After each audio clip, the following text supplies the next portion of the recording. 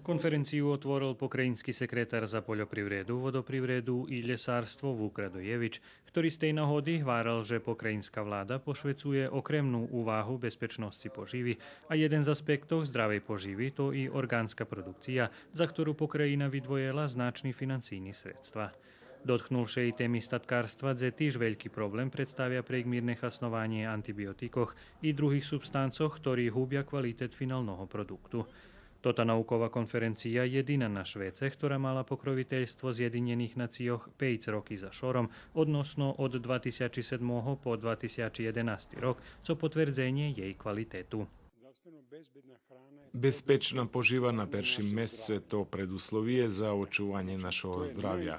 To najvažnejša kontrola, ktorá še muši okončiť, že by še poživovu artikli preverili pred tým, jak ich unešeme do svojich organizmoch. Konferencia o bezpečnosti poživy še otrimuje každý druhý rok od 2000 roku.